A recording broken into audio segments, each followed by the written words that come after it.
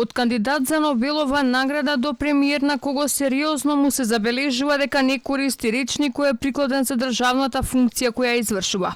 Отстапувањето на власт Зоран Заев е постојано на мета на критичарите. Не поминува изјава на премиерот во кој тој не прави некој гаф, но чести се и навредите кон одделни заедници во општеството, неумесни квалификации од типот на педер и суетен новинар.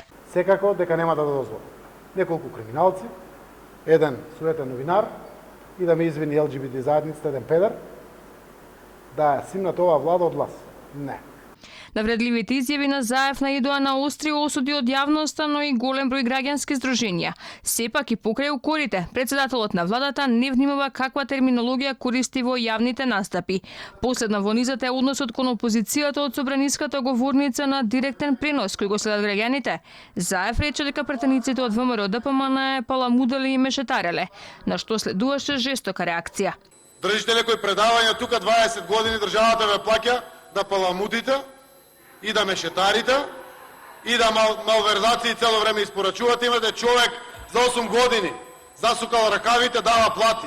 Одговорница на Собрание на Република Македонија не доликува премиер, па макар бил и Зоран Заев, така да се обраќа. Речникот на Заев го осудуваат и аналитичарите, па на негова сметка иронично го користат во своите колумни. Иако не пропушта прилика себе си да се представи како едноставен народен човек, не знаеме дали премиерот на вистина ги знае вистинските значења на зборовите кои ги употребува. Во соседството и во делови од Јужна Македонија се употребува кога сакаш некого да навредиш и понижиш.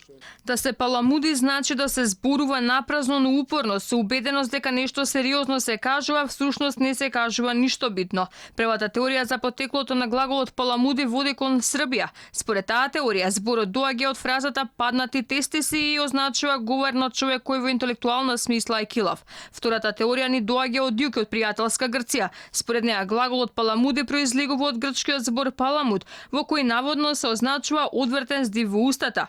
Забележува и Геровски во неговата колумна. Во не така далечно минато, премиерот неумесно се обиде да зборува и на англиски и српски јазик, но тоа значеше и нови гафови. На европски форуми на кои се присутни голем број на државници, даде комична изјава, па Европа ја спореди со сексипилна девојка. Europe need to remain more sexipil lady in the world. There is no discussity for identity. Боричемо се заедно за слободу, демократија, квалитета живота да наши деца и уници остану овде, раде. Ваквите изјави особено беа присутни за време на предизборието. Од историско Крушево, на пример, лично ја промени историјата и порача дека турците се бореле против османлиите. Знаеше да ги збуни и физичарите со неговата изјава за квантниот скок. Во еден момент тој порача и дека се чувствувале фригидно, но и во одбележувањето на денот на екзодусот врз евреите, порача дека Холокаустот е еврејска традиција. Сите се осеќаме фригидно. Холокаустот не е само еврејска традиција. По една единица на алгинч или диапазам.